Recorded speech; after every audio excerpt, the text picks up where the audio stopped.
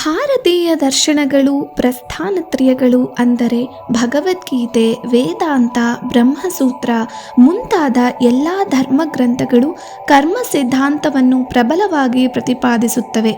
ಕೃ ಧಾತುವಿಗೆ ಯತ್ ಪ್ರತ್ಯಯ ಬಂದಾಗ ಕಾರ್ಯ ಎಂಬ ಶಬ್ದ ವ್ಯುತ್ಪತ್ತಿಯಾಗುತ್ತದೆ.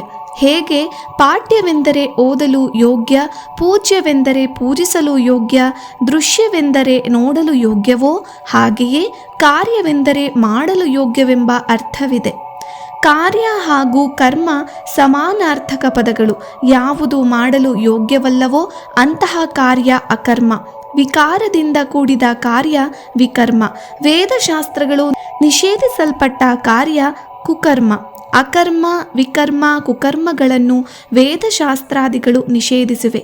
ಮನುಷ್ಯ ಸದಾ ಸತ್ಕರ್ಮಗಳನ್ನಷ್ಟೇ ಆಚರಿಸಬೇಕೆಂದು ಉಪದೇಶಿಸುತ್ತವೆ. ಮನುಷ್ಯ ಮಾಡುವ ಸತ್ಕರ್ಮಗಳೇ ಪೂಜೆ.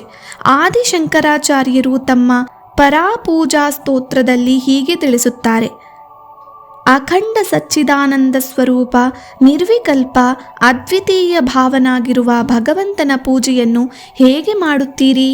ಸರ್ವತ್ರ ವ್ಯಾಪಕವಾಗಿರುವ ಅವನಿಗೆ ಆವಾಹನೆ ಏಕೆ? ಮೂಲಾಧಾರವಾಗಿರುವ ಅವನಿಗೆ ನೀವು ಆಸನವನ್ನು ನೀಡುತ್ತೀರಾ? ನಿರ್ಮಲ ಸ್ವರೂಪಿಯಾಗಿರುವ ಆತನಿಗೆ ಸ್ವಚ್ಛತೆಗಾಗಿ ಅರ್ಘ್ಯ, ಶುದ್ಧತೆಗಾಗಿ ಆಚಮನ, ಸ್ನಾನ ಮಾಡಿಸುತ್ತೀರಾ? ಯಾರು ಉದರದಲ್ಲಿ ಬ್ರಹ್ಮಾಂಡವನ್ನೇ ಹೊಂದಿದ್ದಾನೋ ಅಂಥವನಿಗೆ ವಸ್ತ್ರ ನೀಡುತ್ತೀರಾ? ಅಗೋತ್ರನಿಗೆ ಯಜ್ಞೋಪವೀತವೇಕೆ? ನಿರ್ಲೇಪನಿಗೆ ಗಂಧವೇಕೆ? ನಿರ್ವಸಿತನಿಗೆ ಪುಷ್ಪವೇಕೆ? ನಿರಾಕಾರನಿಗೆ ಆಭೂಷಣವೇಕೆ? ನಿರಂಜನನಿಗೆ ಧೂಪವೇಕೆ? ಸರ್ವಸಾಕ್ಷಿಗೆ ದೀಪವೇಕೆ? ನಿಜಾನಂದ ತೃಪ್ತನಿಗೆ ನೈವೇದ್ಯವೇಕೆ?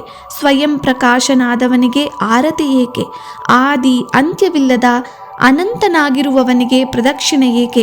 ವೇದಶಾಸ್ತ್ರಗಳು ಯಾರ ಸ್ವರೂಪವನ್ನು ಅರಿಯದೆ ನೇತಿ ಎನ್ನುತ್ತಿವೆಯೋ ಅಂಥವನನ್ನು ನೆನೆದು ಸ್ತುತಿಸುತ್ತೀರಿ. ಅಂತರ್ಬಹಿ ಸರ್ವತ್ರ ವ್ಯಾಪಕನಾಗಿರುವವನಿಗೇಕೆ ಅವಸಾನ? ಸತ್ ಎಂಬುದು ಎಲ್ಲೆಡೆ ಇದೆ. ಸತ್ಕರ್ಮದಲ್ಲೂ ಸತ್ ಅಡಗಿದೆ. ಅದನ್ನರಿತು ಸದಾ ಸತ್ಕರ್ಮಗಳನ್ನೇ ಆಚರಿಸಬೇಕು. ಸತ್ಕರ್ಮಗಳನ್ನಾಚರಿಸದೆ ಮಾಡುವ ಪೂಜೆ ವ್ಯರ್ಥವಾಗುತ್ತದೆ. ಇದನ್ನು ಪ್ರತಿಯೊಬ್ಬರೂ ತಿಳಿಯಬೇಕು. ಆತ್ಮಾತ್ವಂ ಗಿರಿಜಾಮತಿ ಸಹಚರ ಪ್ರಾಣ ಶರೀರಂ ಗೃಹೆ ಪೂಜಾತೆ ವಿವಿಧೋಪಭೋಗರಚನಾ ನಿದ್ರಾ ಸಮಾಧಿ ಸ್ಥಿತಿ ಸಂಚಾರ ಪದಯೋ ಪ್ರದಕ್ಷಿಣ ವಿಧಿ ಸ್ತೋತ್ರಾಣಿ ಸರ್ವೋ ಗಿರ ಯದ್ಯತ್ ಕರ್ಮ ಕರೋಮಿ ತತ್ತದಖಿಲಂ ಶಂಭೋ ತವಾರಾಧನಂ. ನಮ್ಮ ಶರೀರವೇ ಒಂದು ಮಂದಿರ. ಪರಶಿವನೇ ಆತ್ಮ, ಪ್ರಕೃತಿ ಸ್ವರೂಪಿಣಿ ಪಾರ್ವತಿಯೇ ಬುದ್ಧಿ, ಸಹಯೋಗಿ ಗಣಗಳು ಪ್ರಾಣ, ಸತ್ಕಾರ್ಯಗಳೇ ಪೂಜೆ, ನಿದ್ರೆಯೇ ಸಮಾಧಿ ಸ್ಥಿತಿ, ಸಂಚಾರವೇ ಪ್ರದಕ್ಷಿಣೆ. ಪ್ರತಿಯೊಂದು ಮಾತು ಪರಮಾತ್ಮನ ಸ್ತುತಿ. ನಾವು ಮಾಡುವ ಪ್ರತಿಯೊಂದು ಕಾರ್ಯವೂ ಪರಮಾತ್ಮನ ಆರಾಧನೆ. ದೇವರನ್ನು ಪೂಜಿಸಿ ಸ್ತುತಿಸಿ ಸತ್ಕರ್ಮಗಳನ್ನಾಚರಿಸದಿದ್ದರೆ ಯಾವುದೇ ಫಲವಿಲ್ಲ. ಅಕರ್ಮ, ವಿಕರ್ಮ, ಕುಕರ್ಮಗಳನ್ನು ಬಿಟ್ಟು ಯಾರು ಸದಾ ಸತ್ಕರ್ಮಗಳನ್ನು ಆಚರಿಸುತ್ತಾರೋ ಅವರಿಗಷ್ಟೇ ಸದ್ಗತಿ. ಸತ್ಕರ್ಮಾಚರಣೆಗಳಿಂದ ವಿಮುಖರಾಗಿರುವವರಿಗೆ ದುರ್ಗತಿ.